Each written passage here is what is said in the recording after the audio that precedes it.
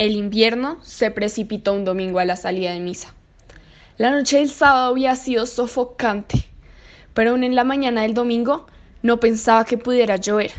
Después de misa, antes de que las mujeres tuviéramos tiempo de encontrar el broche de las sombrillas, sopló un viento espeso y oscuro que barrió en una amplia vuelta redonda el polvo y la dura yesca de mayo. Alguien dijo junto a mí: es viento de agua.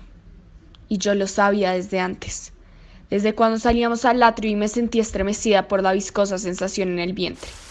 Los hombres corrieron hacia las casas vecinas con una mano en el sombrero y un pañuelo en la otra, protegiéndose del viento y la polvareda. Entonces llovió, y el cielo fue una sustancia gelatinosa y gris que aleteó a una cuarta de nuestras cabezas.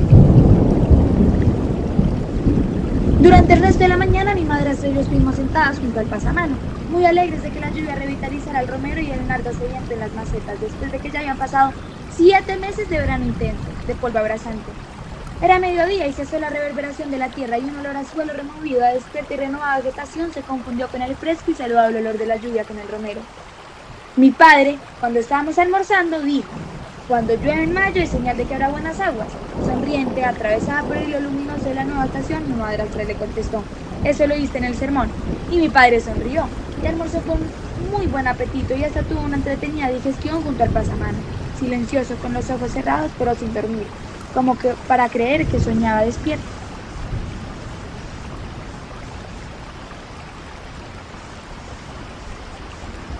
Llovió durante toda la tarde en un solo tono. En la intensidad uniforme y apacible se oía caer el agua como cuando se viaja toda la tarde en un tren. Pero sin que lo advirtiéramos, la lluvia estaba penetrando demasiado hondo en nuestros sentidos.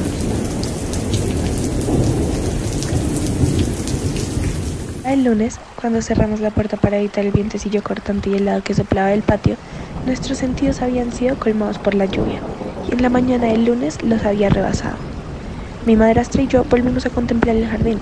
La tierra áspera y parada de mayo se había convertido durante la noche en una sustancia oscura y pastosa, parecida al jabón ordinario. Un chorro de agua comenzaba a correr por entre las macetas. Creo que en toda la noche han tenido agua de sobra, dijo mi madrastra. Y yo advertí que había dejado de sonreír, y que su regocijo del día anterior se había transformado en una seriedad laxa y tediosa. Creo que sí, dije. Será mejor que los guajiros las pongan en el corredor mientras escampa. Y así lo hicieron. Mientras la lluvia crecía como un árbol inmenso sobre los árboles, mi padre ocupó el mismo sitio que estuvo en la tarde del domingo. Pero no habló de la lluvia.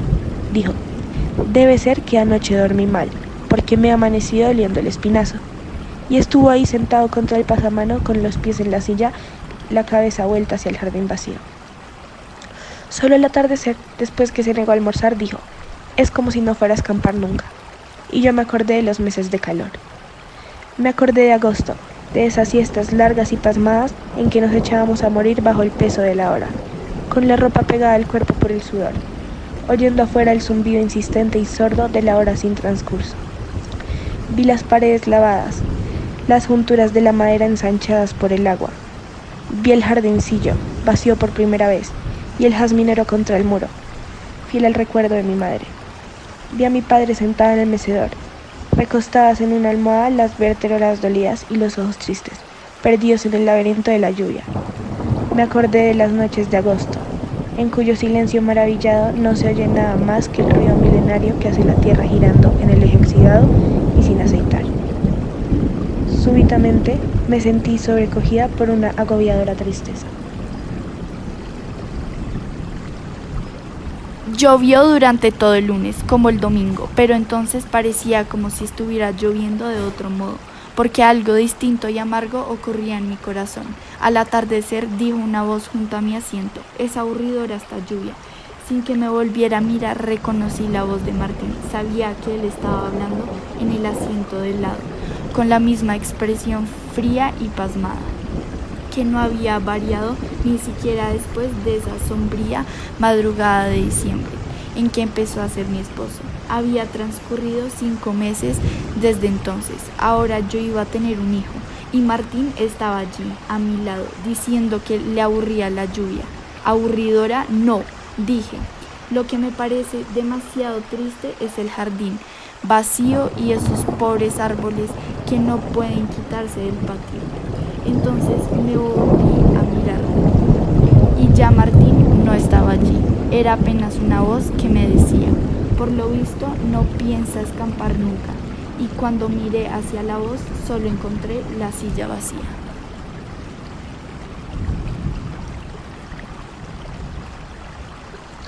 El martes amaneció una vaca en el jardín.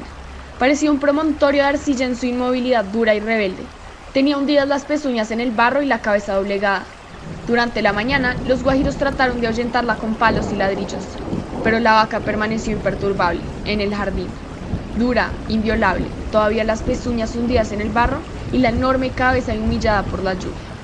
Los guajiros la acosaron hasta cuando la paciente tolerancia de mi padre vino en defensa suya. Déjenla tranquila, dijo, ella se irá como vino. El martes, al final del día, el agua dolía como una mortaja en el corazón. La mañana tenía una temperatura que no era fría ni caliente, era una temperatura de escalofrío. El contacto de la ropa con la piel descubierto, no sabía que era más desagradable. Nos sentamos en el corredor, pero ya no contemplábamos la lluvia como antes. Ahora veíamos cómo la niebla construía un atardecer triste. Yo sabía que era martes y me acordaba de las mellizas de San Jerónimo. Todas las semanas vienen a la casa a cantarnos canciones entristecidas por su voz. La lluvia me hizo recordar de las canciones de las gemelas, las oía a través de la llovizna y las imaginaba en su casa esperando a que escampara para salir a cantar. Ese día no vendrían las mellizas, pensé, ni la pordiosera pidiendo como siempre todos los martes la terna ramita de toronjil. Ese día perdí el orden de las comidas. Mi madrastra me sirvió a la hora de la siesta un plato de sopa simple y un pedazo de pan rancio, pero en realidad no comíamos desde el atardecer del lunes y creo que desde entonces dejamos de pensar. Estábamos paralizados, narcotizados por la lluvia, entregados al derrumbamiento de la naturaleza en una actitud pacífica y resignada. Solo esa vaca se movió en la tarde. De pronto, un profundo rumor sacudió sus entrañas y las pezuñas se hundieron en el barro con mayor fuerza. Luego permaneció inmóvil durante media hora, como si ya estuviera muerta, pero no pudiera caer porque se lo impedía la costumbre de estar viva. El hábito de estar en una misma posición bajo la lluvia, hasta cuando la costumbre fue más débil que el cuerpo. Entonces dobló las patas delanteras, las ancas brillantes y oscuras estaban levantadas todavía en un último esfuerzo agónico. Después hundió el babeante hocico en el lodazal y se rindió por fin al peso de su propia materia en una silenciosa, gradual y digna ceremonia de total derrumbamiento.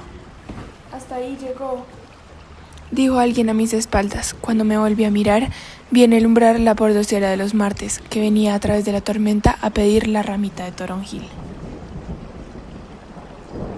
Tal vez el miércoles me había acostumbrado a ese ambiente sobrecogedor si al llegar a la sala no hubiera encontrado la mesa recostada contra la pared, los muebles amontonados encima de ella y del otro lado en un parapeto improvisado durante la noche los baúles y las cajas con los utensilios domésticos.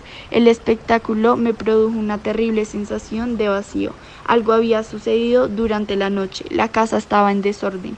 Los guajiros sin camisa y descalzos, con los pantalones enrollados hasta las rodillas, transportaban los muebles al comedor.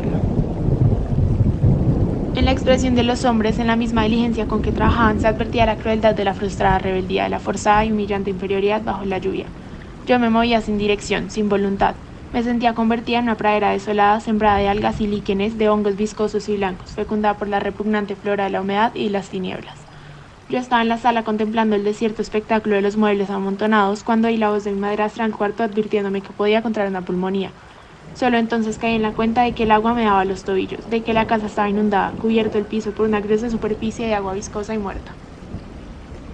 Al mediodía del miércoles no había acabado de amanecer, y antes de las 3 de la tarde la noche había entrado de lleno, anticipada y enfermiza, con el mismo lento y monótono y despiadado ritmo de la lluvia en el patio. Fue un crepúsculo prematuro, suave y lúgubre, que creció en medio del silencio de los guajiros que se acuclillaron en las sillas contra las paredes rendidos impotentes ante el disturbio de la naturaleza. Entonces fue cuando empezaron a llegar las noticias de la calle. Nadie las traía a la casa. Simplemente llegaban, precisas, individualizadas, como conducidas por el barro líquido que corría por las calles y arrastraba objetos domésticos, cosas y cosas, destrozos de una remota catástrofe, escombros y animales muertos. Hechos ocurridos el domingo, cuando todavía la lluvia era el anuncio de una estación providencial, tardaron 2 días en conocerse a la casa. Y el miércoles llegaron las noticias, como empujadas por el propio dinamismo interior de la tormenta. Se supo entonces que la iglesia estaba inundada y se esperaba su derrumbamiento. Alguien que no tenía por qué saberlo dijo esa noche: el tren no puede pasar el puente desde el lunes, parece que el río se llevó los rieles. Y se supo que una mujer enferma había desaparecido de su lecho y había sido encontrada esa tarde flotando en el patio. Horrorizada, poseída por el espanto y el diluvio, sentada en el mecedor con las piernas encogidas y los ojos fijos en la oscuridad húmeda y llena de turbios pensamientos. Mi madrastra apareció en el vano de la puerta con la lámpara en alto y la cabeza erguida. Parecía un fantasma familiar ante el cual yo no sentía sobresalto alguno porque yo misma participaba en su condición sobrenatural. Vino hasta donde yo estaba, aún mantenía la cabeza erguida y la lámpara en alto y chapaleaba en el agua del corredor. Ahora tenemos que rezar, me dijo. Yo vi su rostro seco y agrietado, como si acabara de abandonar una sepultura o como si estuviera fabricada en una sustancia distinta a la humana. Estaba frente a mí, con el rosario en la mano, diciendo: ahora tenemos que rezar. El agua rompió las sepulturas y los pobrecitos muertos están flotando en el cementerio. Tal vez yo había dormido un poco esa noche cuando desperté sobresaltada por un olor agrio y penetrante como el de los cuerpos en descomposición. Sacudí con fuerza a Martín, que roncaba a mi lado. ¿No lo sientes?, le dije. Y él dijo: ¿qué? Y yo le dije: el olor, deben ser los muertos que están flotando por las calles. Yo me sentía aterrorizada por aquella idea, pero Martín se volteó contra la pared y dijo con la voz ronca y dormida: son cosas tuyas, las mujeres embarazadas siempre están con imaginaciones. Al amanecer del jueves cesaron los olores, se perdió el sentido de las distancias, la noción del tiempo trastornada desde el día anterior desapareció por completo. Entonces no hubo jueves. Lo que debía hacerlo fue una cosa física y gelatinosa que habría podido apartarse con las manos para asomarse al viernes. Ahí no había hombres ni mujeres. Mi madrastra, mi padre y los guajiros eran cuerpos adiposos e improbables que se movían en el tremedal del invierno.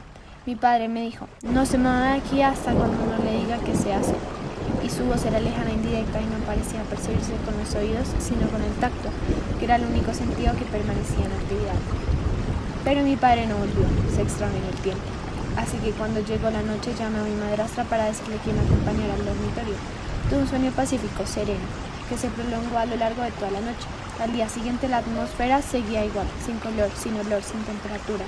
Tan pronto como desperté salté a un asiento y permanecí inmóvil, porque algo me indicaba que todavía una zona de mi conciencia no había despertado por completo.